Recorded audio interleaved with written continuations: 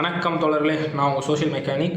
இது உங்கள் டாக்டர் கோச்சினர்ஸ் தொடர்ந்து சமூகம் மற்றும் அரசியல் சார்ந்த கருத்துக்களை பகிர்ந்துட்டு வரோம். அப்படி இன்றைக்கி நான் பேச போகிறேன்னா, அந்த சோஷியல் மீடியாவில் இன்ஃப்ளூயன்சர், பிஸ்னஸ் அட்வைசர், இல்லைனா அந்த எஜுகேட்டர் அப்படின்ற பேரில் உலாவி கொண்டு இருக்கும் த சோ கால்டு சேரன் அகாடமி எனும் அட்டென்ஷன் சீக்கர்னு சொல்லலாம். அந்த ஆள் கண்டதையும் பேசிட்டு போட்டோம். அதை அந்த கோயம்புத்தூர் ஸ்லாங்கில் பேசுகிறது கூட ஓகே, அதை கத்தாதா நாயே, வெறுப்பாக இருக்குது. சரி, என்ன மேட்ருன்னா, இந்த ஆள் ஏன் அட்டென்ஷன் சீக்கர்னு முதல்ல சொல்கிறேன்றதை தெரிஞ்சுக்கோங்க. ஏன்னா இவன் இந்த கான்ஸ்பிரசி இல்லை கான்ட்ரவர்சியான விஷயங்களை மட்டமான அரசியல் புரிதலோடு பேசுகிறது இது முதல் தடவை இல்லை, நிறையா தடவை பேசியிருக்கான். இதுக்கு முன்னாடி இந்த மோரிஸ் வாழைப்பழ கதையில் நம்ம சர்வ்ஸை பிலிப் சர்வ்ஸ் வாயில் நல்லா வச்சு எடுத்த பிறகும், இல்லைங்க நீங்கள் சரியாக வைக்கல, நான் நல்லா வாயை காட்டுறேன்ட்டு நல்லா மண்டி போட்டு மறுபடியும் வாயில் வாங்கிட்டு போனேன் தற்கூரியான் தான் இந்த சேரன் அகாடமி. இவன் என்ன பண்ணுவான்னா, ஏதாச்சும் கான்ட்ரவர்சியலாக பேசுவான், அது சமூக வலைதளங்களை பெரிய பேசப்படலாச்சுன்னா, இது ரொம்ப பேசுகிறாங்களா, அப்போ திருப்பி இதை பற்றி பேசுவோம் அப்படின்னு மறுபடியும் போயிட்டு அப்படி நல்லா செருப்படி வாங்கின பிறகு போட்ட வீடியோ வேறு டெலீட் பண்ணுவான். இந்த சர்வீஸுக்கு பதில் வீடியோன்னு போட்டாங்களா, அதை ஏன் ப்ரைவேட் பண்ணீங்க, டெலீட் பண்ணீங்கன்றது தெரிஞ்சது தான். சரி, அதெல்லாம் பழைய கதை, அதை இதுக்கு இப்போ பேசிக்கிட்டு இப்போ பால் புதுமையினரை பற்றி தவறான வகையில் ரொம்ப மட்டமான அவங்கள பற்றின எந்த ஒரு புரிதலும் அறிவியல் சார்ந்த எந்த ஃபேக்ட்ஸும் இல்லாமல் கேனத்தனமாக என்ன சொல்ல, அதாவது சங்கிங்க சாணத்தை சாப்பிடுவாங்கன்னு வரல, அவன் அந்த சங்கிங்க போகிற சாணத்தை சாப்பிட்ற அளவுக்கு கேனத்தனமான முட்டாப்பையெல்லாம் இருப்பான்னு நினைக்கிறேன். சரியா, மாட்டு சாணத்தை சாப்பிட்றவன சாணியை சாப்பிட்றவனா இருப்பான். அந்த அளவுக்கு மழுமட்டியான முட்டாப்பைய தான் சேரன் அகாடமின்றதை ப்ரூவ் பண்ணிட்டான். அவனை அட்டாக் பண்ணணுன்றதோ அவனை அவமானப்படுத்தணுன்றதோ எனக்கு எந்த வித நோக்கமும் கிடையாது. அவனை பற்றின எந்த வித ஒப்பீனியனுமே சொல்லணுன்ற அவசியம்லாம் அவ்வளோ பெரிய ஆளும் கிடையாது. நானும் பார்த்தீங்கன்னா அவ்வளோ பெரிய ஆளும் கிடையாது. ஆனால் இங்கே ஏன் இதை பற்றி பேசுகிறேன்னா, எல்ஜிபிடிக்யூ அதாவது பால் புதுமையினரை பற்றின புரிதல் இங்கே நிறையா பேருக்கு தவறாக இருக்குது. டிரான்ஸ் பீப்புளை பற்றின புரிதலும் இங்கே நிறையா பேருக்கு தவறாக இருக்குது. ஸோ அதை தெளிவுபடுத்தணும். அதே போல் அவங்களுக்கு ஒரு பிரச்சனைனா அவங்க வாய்ஸ்லெஸ்ஸாக இருக்கிறாங்க, அதனால் அவங்க வெளியே பேச மாட்டாங்க அப்படின்ற தெனாவட்டில் தான் இந்த முட்டா பசங்கள்லாம் இவ்வளோ தைரியமாக பேசிக்கிட்டு இருக்கிறானுங்க. இதில் மைனாரிட்டி கார்டு எடுத்துக்கிட்டு சில வருவானுங்க. அவங்கள நான் என்ன சொல்ல, இன்செக்யூரிட்டிக்கு ஒரு ஃபேஸ் இருக்குன்னா அது அவங்க இதில் தான் சொல்லணும். அந்த அளவுக்கு இன்செக்யூரான ஒரு கம்யூனிட்டி தான் அவனுங்களும். இவங்க உடனே ஏன்னா இவருக்கு பேர் அந்த பேருன்றனால, இவர் அந்த கூட்டத்தை சார்ந்தவர்ன்றனால இவர் எடுத்து பேசின உடனே பொங்கிட்டு வந்துடுறானுங்க. ஏன்னா அவங்களுக்கு அறிவு கிடையாது. அவங்களுக்கு இந்த சயின்ஸ்னால் என்ன தெரியாது. சயின்ஸ்னாலும் ரிலீஜியனாலும் ஒன்று நினச்சிட்டு இருக்க முட்டா பசங்க. அவங்களுக்கும் சொல்லி புரிய வைக்க முடியாது, அவர் கூட்டத்தில் இருந்தால் விரோதம் இருக்காரு, இவங்களுக்கும் சொல்லி புரிய வைக்க முடியாது. ஸோ இவங்கள பாயிண்ட் அவுட் பண்ணி இவங்களுக்கு கால் அவுட் பண்ணி இவங்களுக்கு சொல்லிக் கொடுக்கணுன்ற இன்டென்ஷன் இந்த வீடியோவில் இல்லை. பேசிக்கலி இவங்களை பற்றி புரிஞ்சுக்கணும். கம்ப்ளைண்ட் இந்த ஆள் இப்போ ரைஸ் பண்ண விஷயம் என்னென்னா, அவங்கள அதிகமான மக்களுக்கு சரி LGBTQ people, trans people, sex workers and இந்த மாதிரி பால்வினை நோய்கள் தாக்கக்கூடிய அதிக வாய்ப்பு இருக்க மக்கள் பிளட் டொனேட் பண்ணக்கூடாது அப்படின்ற ஒரு விஷயம் கவர்மெண்ட் பாஸ் பண்ணியிருக்காங்க. எஸ், ஃபேக்சுவலி அவங்களுக்கான பாதிப்புகள் இங்கே அதிகம் இல்லைன்னு சொல்லலை. ஹெச்ஐவி அஃபெக்டடு கே பீப்புள் அதிகமாக இருக்கிறாங்க. ஸோ இவங்க என்ன கிளைம் பண்ணுறாங்க, அது ஃபேக்சுவலி உண்மை தான். அதுக்கு பின்னாடி இருக்கிற ரீசன் அப்புறமா வருவோம். இவன் என்ன கிளைம் பண்ணுறான்னா, அதாவது இயற்கைக்கு மாறான விஷயத்தில் ஈடுபடுற இவங்களை சரி பண்ணுறதுக்காக இயற்கை எடுக்கிற முடிவு தான் இந்த நோய் அப்படின்ற மாதிரி சொல்லியிருந்தான். நேரில் இருந்தானா செருப்பால் அடிச்சிருக்கணும். சரி, ஓகே, ஒரு மறுபடியும் ஃபேக்சுவலாக அந்த விஷயத்துக்கு வருவோமா. இயற்கைக்கு மாறான உடல் உறவுன்னு நீங்கள் சொல்கிறீங்க. சரி, உன் கிளைம் படி ஆணும் பெண்ணும் உடல் உறவு கொள்வது தான் இயற்கை ரீதியான. ஏன் அங்கேயுமே வருதே ஹெச்ஐவி. சரி, அதில் இன்னொரு ஃபேக்ட் நான் சொல்கிறேன். ஸோ ஆணும் உடல் உறவு, அதாவது எம்எஸ்எம் அப்படிம்பாங்க, மென் செக்ஸ் வித் மென். ஸோ இதில் ஹெச்ஐவி பாதிப்பு அதிகமாக இருக்குது. அப்புறம் லெஸ்பியன் கப்புள்ஸ் இருப்பாங்கல்ல, அங்கேயுமே ஹெச்ஐவி பாதிப்பு இருக்குது. ஆனால் முதல் இடத்துல இவங்க இருக்காங்களா, எம்எஸ்எம் இருக்காங்கன்னா, அடுத்த இடத்துல யார் இருக்காங்கன்னா ஹெட்ரோசெக்ஷுவல் பீப்புள் தான் இருக்காங்க. அதுக்கடுத்து தான் லெஸ்பியன் பீப்புளுக்கு செக்ஷுவலி டிரான்ஸ்மிட்டட் டிசீஸ் அஃபெக்ஷனில் அதுக்கடுத்து தான் லெஸ்பியன் பீப்புள் இருக்காங்க. ஆர் அது எப்படி சொல்ல, லைக் விமன் அண்ட் விமன் ஒன்றா உடலுறவு கொள்கிறவங்க. அப்போ எஸ்டிடிஸ் இவங்ககிட்ட கம்மியாக இருக்குன்னா அப்போ இயற்கையால் அதிகமாக ஏற்றுக்கொள்ளப்பட்ட விஷயம் இதுன்னு சொல்கிறீங்களா? லைக் லெஸ்பியன் ரிலேஷன்ஷிப் வந்து இயற்கையால் அதிகமாக ஏற்றுக்கொள்ளப்பட்ட விஷயம். அப்போ இயற்கைக்கு மாறான விஷயத்தில் அதிக நோய்கள் வரும்னா அப்போ ரெண்டாவது கேட்டகரியில் இருக்கிற ஹெட்ரோசெக்ஷுவல் பீப்புள்ஸ் வந்து இயற்கைக்கு மாறான உடல் உறவில் ஈடுபடுறாங்கன்னு சொல்கிறீங்களா? அப்போ ஏன் சார் உங்கள் புள்ள பட்டுக்கிட்டீங்க அப்படின்னு கேட்கணுமா இல்லையா? அறிவு இருக்கா? ஃபேக்டை கொஞ்சமாச்சு செக் பண்ணி பேசணுன்ற அறிவு இருக்காடா முட்டா பையல? சரி, இப்போ மொதல் ஃபேக்ட்டு மறுபடியும் வருவோமா?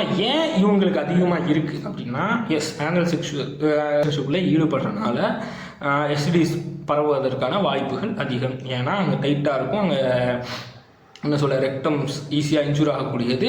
ஸோ பிளட் லீக்கேஜு இந்த மாதிரி நிறையா இன்ஃபெக்ஷன் வர்றதுக்கான வாய்ப்புகள் இருக்குது. பட் அதற்கும் சரியான முறையில் டவுச்சிங்னு ஒரு ப்ராசஸ் இருக்குது. சரி, அதெல்லாம் உனக்கு சொல்லி எக்ஸ்பிளைன் பண்ணணும்னு அவசியமாக என்ன? எனக்கு அதில் ஈடுபடுறதுல இன்ட்ரெஸ்ட் தானே. சரி, நான் வந்து அதுக்கு ஒரு ப்ராசஸ் இருக்குது, அது யாருக்கு தேவையோ அவங்க எடுத்து படிச்சுக்கலாம். ஸோ அதுக்கப்புறம் பார்த்தீங்கன்னா அதுக்கு ஏற்ற மாதிரி ஸ்பெசிஃபிக் காண்டம்ஸ் இருக்குது, சேஃப் செக்ஸ் ப்ராக்டிசஸ்லாம் இருக்குது. ஸோ சயின்டிஃபிக்கலி இந்த பிரச்சனையை கம்மி பண்ணுறதுக்கான சொல்யூஷன்ஸை கொண்டு வந்துட்டுருக்காங்க. இது என்னடா இதுக்கு போய் ஒரு சொல்யூஷன் கொண்டு வரணுமா, அப்போ இதுக்கு ஒரு மாற்று முறை தேவைப்படுதில்ல அப்படின்னு நீ பேசுனேன்னா இங்கேயும் வருவோம். இந்த ஹெட்ரோசெக்ஷுவல் பீப்புளுக்குள்ள எய்ட்ஸ், அதாவது ஒரு 15-20 வருஷத்துக்கு முன்னாடி ஹெச்ஐவியோட தாக்கம் அதிகமாக இருந்துச்சு. வேற எங்கேயும் சொல்ல, இந்தியாவில் ரொம்ப அதிகமாக இருந்துச்சு. ஸோ அப்போது இங்கே இருக்கிற டாக்டர்ஸ் வந்து தெருவாக வீடு வீடாக போய் அதுக்கான அவேர்னஸை சொல்லி கொடுத்தாங்க. இதை விட ஆப்பிரிக்க நாடுகளில் ரொம்பவே அதிகமாக பரவலாக இருந்துச்சு. என்னடா பிரச்சனைன்னு அங்கே போய் ஆராய்ச்சி பண்ணி பார்த்தப்ப அங்கே இந்த கல்ச்சரலி இருந்த செக்ஷுவல் ப்ராக்டிஸே தப்பாக இருந்துச்சு. அவங்களுக்கு அந்த சேஃப் செக்ஸ் இல்லை ஹைஜீனான செக்ஷுவல் லைஃபே கிடையாது. காரணம் அவங்க எஜுகேஷ்னலி லைக் எக்கனாமிக்கலி எல்லா இடத்துலையும் ரொம்ப அப்ரஸ் ஆகி ரொம்ப பின்தங்கி இருந்த மக்களாக இருந்தாங்க. ஸோ இங்கேயுமே நம்ம நாட்டிலையுமே வேறு வழி இல்லை, நம்ம ஊர்லேயும் அப்படி தான் இருந்தாங்க. ஸோ இவங்களுக்கெல்லாம் என்னடா இது வந்து இங்கே இந்த பரவல் அதிகமாக இருக்குன்றப்ப எப்படி செக்ஸ் வச்சுக்கணும், காண்டம் எப்படி யூஸ் பண்ணணும், செக்ஷுவல் ஹைஜீன்னா என்ன எல்லாத்தையும் சொல்லி கொடுத்து அந்த மக்களுக்கு தேவையான அவேர்னஸை கொண்டு வந்து அப்போ சேஃப் செக்ஸ் ப்ராக்டிஸ்னால் என்னன்னு சொல்லி கொடுத்து அவங்களுக்கான எஜுகேஷனை கொடுத்தாங்க. ஸோ அதுக்கப்புறம் சேஃபர் செக்ஷுவல் ப்ராக்டிஸ்குள்ளே போன பிறகு இந்த பால்வினை நோய்கள் வந்து பரவுவது வந்து குறைக்கப்பட்டுச்சு. ஆனால் இன்னும் இருக்குது. அதே மாதிரி தான் இங்கேயும். ஸோ இந்த பீப்புள் ஆர் அப்ரஸ்டு. இன்னும் சொல்ல போனால் அமெரிக்காவில் இருக்க ஸ்டாட்டிஸ்டிக்ஸ் எடுத்து பார்க்கும்போது யூஎஸில் பிளாக் அமெரிக்கன் கேஸ் அவங்கக்கிட்ட இருக்க எஸ்டிடிஸ் வந்து இன்னும் அதிகமாக இருக்குது. காரணம் என்னென்னா அவங்க பிளாக்ஸ் ஆர் ஆல்ரெடி அப்ரஸ்ட். அப்ரெஷனில் இருக்கிற இன்னொருத்தர் அவங்க ஹோமோசெக்ஷுவலாக வேறு இருக்கும்போது ஃபர்தர் அப்ரெஸ் பண்ணப்படுறாங்க. இந்த சமூகத்தில் இருந்து இங்கே இருக்க எல்லா இடத்துல இருந்து அவங்க பிரித்து வைக்கப்படுறாங்க, தனித்து விடப்படுறாங்க. ஸோ அவங்க அபியூஸ்க்கு ஈஸியாக உள்ளாகிறாங்க. ட்ரக் மாஃபியா இதெல்லாம் அதிகமாக இருக்கனால அந்த ட்ரக் கல்ச்சரில் மாட்டிக்கிறாங்க. ஸோ பண தேவைக்காகவும் இன்னும் சொல்லப்போனால் உணவு தேவைக்கு எல்லாத்துக்காகவும் அவங்க அன்வான்டாக ஒரு என்ன சொல்ல விருப்பம் இல்லாமல் செக்ஸ் ஒர்க்கராக போக வேண்டியதுக்கான சூழலில் தள்ளப்படுறாங்க, அப்யூஸ்க்கு உள்ளாக்கப்படுறாங்க, ரேப்புக்கு உள்ளாக்கப்படுறாங்க. ஸோ அவங்க இன்னும் ஈஸியாக இந்த மாதிரியான எஸ்டிடிஸ்க்கு வந்து ரொம்ப வல்னரபிள் பீப்புளாக இருக்கிறாங்க.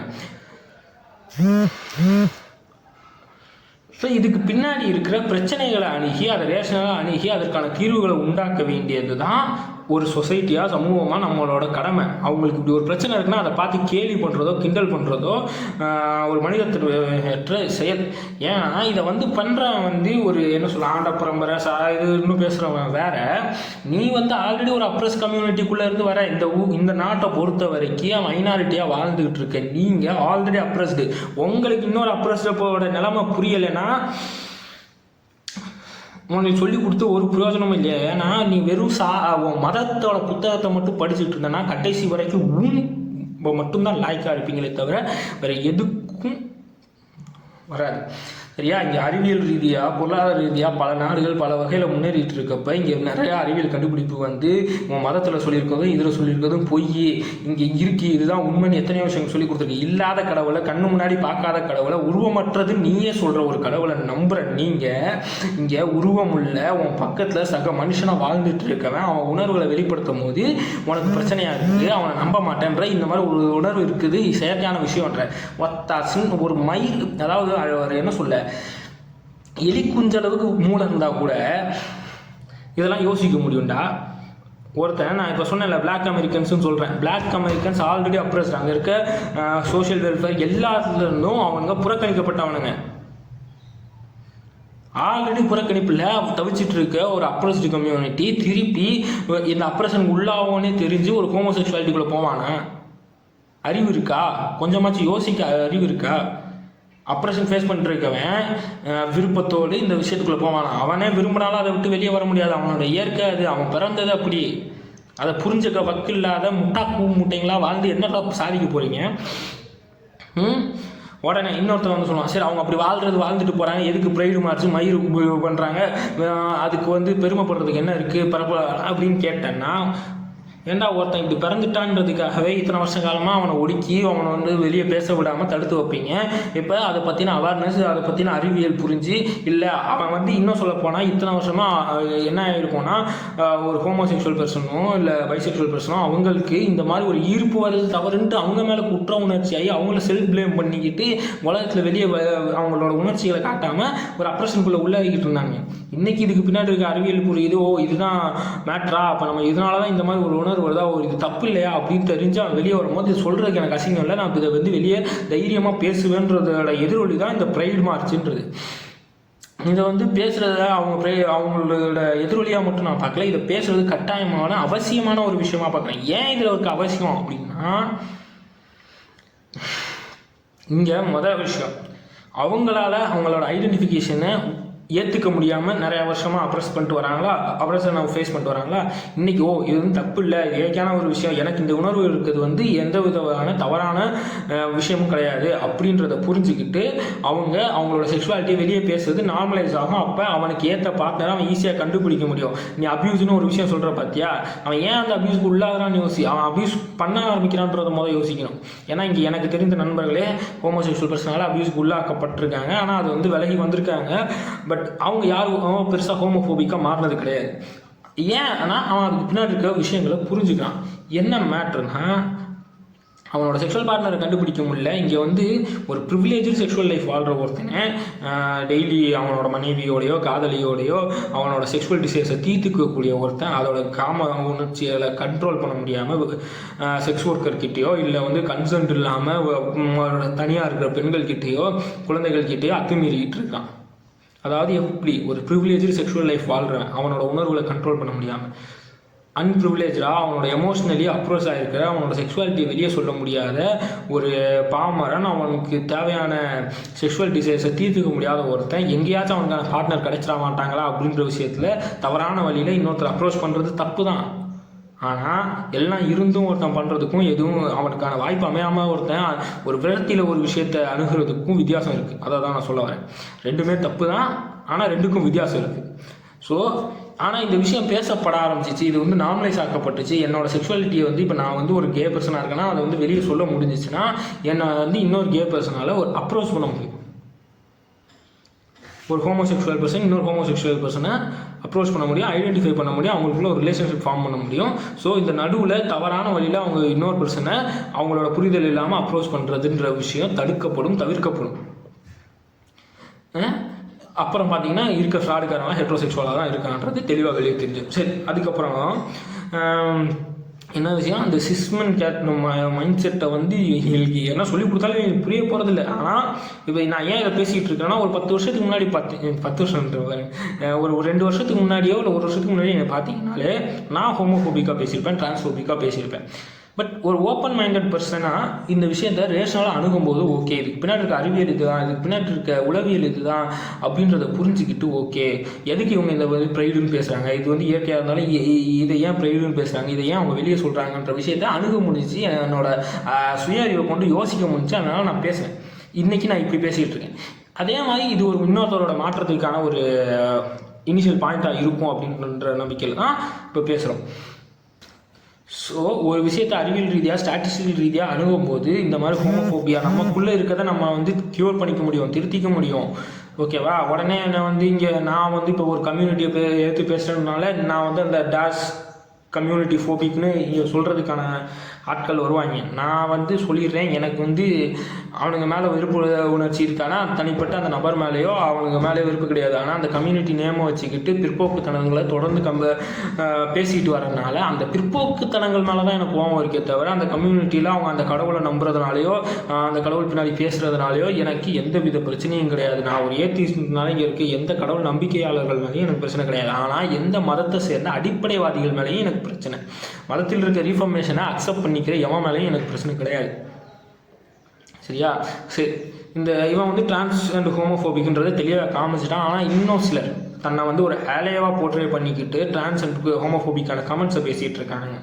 அதே போல் நான் வந்து அவங்களோட அவங்க அக்செப்ட் பண்ணிக்கிறேன், அவங்க எக்ஸிஸ்டன்ஸ் வந்து எனக்கு பிரச்சனை இல்லை, அவங்க கூட நண்பராக பழகுறது கூட எனக்கு பிரச்சனை இல்லை அப்படின்னு சொல்லிட்டு, ஆனால் இதை பற்றின பேசிக் புரிதல் கூட இல்லாமல் பேசிகிட்டு இருப்பானுங்க.